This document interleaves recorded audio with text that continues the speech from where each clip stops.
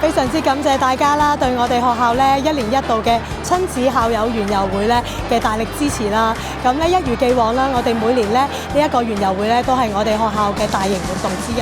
咁咧藉住呢一個園遊會咧，亦都係我哋共同去實踐愛德嘅一個好機會。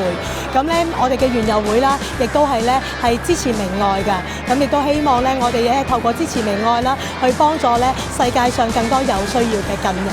咁咧喺呢一個活動之中啦，喺籌備嘅過程咧，我哋咧都見到啦，我哋所有嘅師生啦，同埋我哋所有嘅家長啦、校友啦嘅共同參與啦，同埋佢哋嘅熱愛啦。透過佢哋呢份參與同熱愛咧，我哋都共同咁展現我哋各人嘅一個能力啦，同埋才能啦，去將佢發揮出嚟，從而咧能夠可以咧，希望透過呢個活動咧，可以將呢份愛帶俾我哋更加身邊更多有需要嘅人，同埋咧一啲愛近人嘅人嘅。咁所以咧喺呢個活動之中咧，我哋咧都係見到啦，我哋嘅老師們啦、同同學們啦、家長們啦、校友們啦，都有好多嘅創意喺度㗎。咁今年度啦，係先介紹家教會先啦。咁喺家教會裏邊咧，佢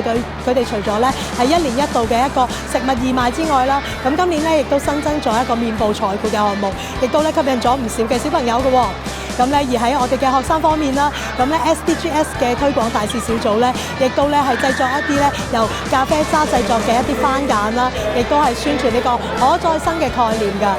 咁同埋咧，我哋中輔組啦，亦都咧製作咗咧好多一啲咧手繪嘅一啲創作啦，去讓我哋身邊嘅人咧感受到呢一份嘅愛。咁同時間啦，我哋亦都咧有一啲嘅宗教融入啦，亦都會有一啲聖人嘅一啲 SDGs 嘅結合推廣啦。咁咧讓咧佢哋透過活動之中咧能夠有所認識。咁咧同埋咧我哋咧平時咧嘅一啲嘅遊戲活動啦，都係非常之受學生歡迎嘅。咁亦都希望透過我哋嘅活動玩啦，同埋咧一啲嘅參與啦，能夠讓佢哋咧能夠可以親身咁樣咧去咧將佢哋嘅愛德咧實踐出嚟。